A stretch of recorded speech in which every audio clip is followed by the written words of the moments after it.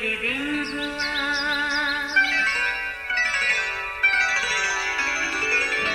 نیا پھر دن ہوا، پرانی رات کا کرے سو شکر ہم خدا کی ذات کا، خدا کی ذات کا نیا پھر دن ہوا۔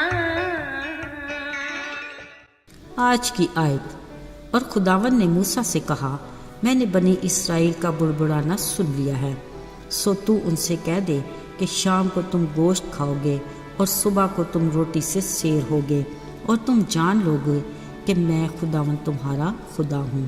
خروج 16 باب 11 اور 12 آیت۔ عزیزو، کھانا پینا انسان کی بنیادی ضرورت ہے، مگر بعض اوقات ہم اس ضرورت کو اپنے اعصاب پر ایسے سوار کر لیتے ہیں کہ جیسے ہماری زندگی کا مقصد ہی بس کھانا پینا ہے۔ اس لیے وہ کہتے ہیں نا کہ کچھ لوگ زندہ رہنے کے لیے کھاتے ہیں، پر کچھ زندہ ہی کھانے پینے کے لیے ہیں۔ اگرچہ خالق خدا نے فرمایا کہ اس بات کی فکر نہ کیا کرو کہ ہم کیا کھائیں گے یا کیا پئیں گے۔ پرندوں کو دیکھو، نہ وہ جوتتے ہیں، نہ کاٹتے اور نہ ہی جمع کرتے ہیں، پھر بھی خالق خدا انہیں ہر روز کی خوراک دیتا ہے، بلکہ پتھر کے نیچے پڑا کیڑا بھی بھوکا کبھی نہیں رہتا۔ افسوس ہم پر کہ خالق خدا کو ہمیں یہ یاد دلانا پڑ گیا کہ ہماری قدر ان چڑیوں، پرندوں اور کیڑوں سے کہیں زیادہ ہے۔ باوجود ان سب کے خوراک کے بارے میں صبح سے شام تک ہماری فکر کبھی بھی کم نہیں ہوتی۔ خیر، یہ تو ہماری کم اعتقادی ہے، اس میں قادر مطلق کا کوئی دوش نہیں۔ عزیزو، آج ہم کلام مقدس سے ایسی آسمانی روٹی کے بارے میں جانیں گے جو نہ کبھی کسی نے دیکھی اور نہ کھائی، مگر خدا نے اسے آسمان سے اپنے لوگوں کے لیے ایسی برسائی کہ وہ کھاتے تو پیٹ بھر کے تھے، مگر پھر بھی شکر گزاری کی بجائے بڑبڑاتے رہتے تھے۔ یہ ان دنوں کا واقعہ ہے جب بنی اسرائیل فرعون کی غلامی سے آزاد ہوئے تھے۔ خدا انہیں ایک ایسے ملک میں لے جانا چاہتا تھا جس کا وعدہ اس نے اپنے بندہ ابراہیم سے کیا تھا کہ میں تیری نسل کو ایسی سرزمین پر آباد کروں گا جہاں دودھ اور شہد بہتا ہے۔ لہٰذا وہ اسی ملک میں جانے کے لیے محو سفر تھے اور ابھی ایک بیابان میں سے گزر رہے تھے۔ یہاں اچانک ایک دن انہیں اپنا ماضی یاد آیا۔ بس پھر کیا تھا، ساری جماعت موسیٰ پر بڑبڑانے لگی، کہنے لگے، کاش ہم خداوند کے ہاتھ سے ملک مصر میں ہی مار دیے جاتے، جب ہم گوشت کی ہانڈیوں کے پاس بیٹھ کر دل بھر کے روٹی کھایا کرتے تھے۔ اب تو ہمیں اس بیابان میں بھوکا مارنے کے لیے لے آیا ہے۔ تب خداوند نے موسیٰ سے کہا، میں نے ان کا بڑبڑانا سن لیا ہے، تم ان سے کہہ دو کہ اب شام کو تم گوشت کھاؤ گے اور صبح روٹی سے سیر ہوگے، پھر تم جان لو گے کہ میں خداوند تمہارا خدا ہوں جو تمہیں ملک مصر سے نکال لایا۔ عزیزو، پھر یوں ہوا کہ شام کو اتنی بٹیریں آئیں کہ ان کے خیمہ گاہ کو ڈھانپ لیا۔ یوں ان کے گوشت کھانے کا شکوہ ختم ہوا اور صبح کو خیمہ گاہ کے آس پاس اوس پڑی۔ جب یہ اوس سوکھی، کیا دیکھتے ہیں کہ گول گول چیز ایسی چھوٹی جیسے پالے کے دانے ہوتے ہیں زمین پر پڑی ہے۔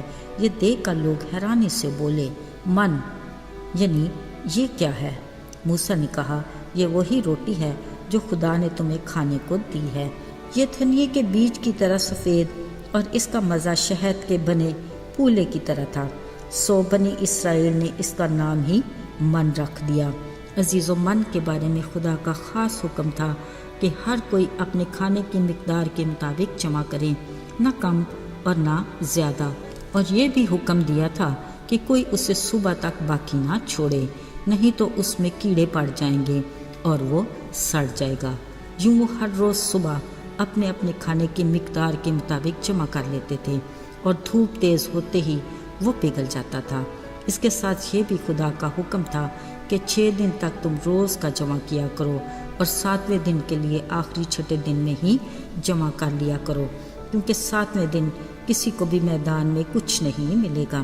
عزیزو، یاد رہے یہ موسوی شریعت کا دور تھا جس میں 6 دن کام کرنے کے ہوتے اور 7ویں دن شریعت کے مطابق آرام کیا جاتا۔ ایسے میں خداوند یہ بھی چاہتا تھا کہ لوگ اس کے آئین اور احکام اور اس کی شریعت کو مانیں۔ عزیزو، یہ عجیب خوراک یعنی من وہ روٹی جو آسمان سے خدا اپنے لوگوں کے لیے برساتا رہا وہ اس وقت تک کھاتے رہے جب تک وہ وعدہ کی سرزمین یعنی ملک کنعان کی حدود تک نہیں پہنچ گئے۔ عزیزو، آج بھی خالق خدا اپنے وعدے کے مطابق اپنے لوگوں کو ہر روز کی روٹی مہیا کرتا ہے۔ خشک سالی ہو یا جیسے بھی حالات کیوں نہ ہوں، یاد نہیں پڑتا کہ کبھی ہم بھوکے رہے ہوں۔ وہ تو ایسا خدا ہے جو کال کے دنوں میں ایک بے سہارا بیوہ اور اس کے بیٹے کی پرورش کے لیے کسی بہانے سے اپنے نبی ایلیا کو بھیج دیتا ہے۔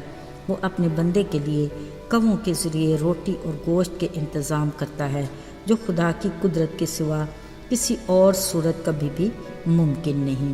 عزیزو، ہمیں خدا کے ان وعدوں کو کبھی فراموش نہیں کرنا چاہیے جس میں اس نے فرمایا، ببر کے بچے تو حاجت مند اور بھوکے رہ سکتے ہیں پر خداوند کے طالب کسی نعمت کے محتاج نہ ہوں گے۔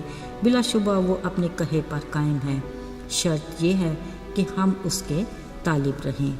آئیے دعا کریں۔ اے خداوند قادر مطلق خدا، تیرا شکر ہو کہ تو ہمارے لیے اپنے وعدوں پر قائم ہے۔ توفیق دے کہ ہم بھی تیرے وفادار رہیں، پیچھے مڑ کر دیکھنے کی بجائے ہم آگے بڑھ کر تیری روز کی برکات کو حاصل کر سکیں۔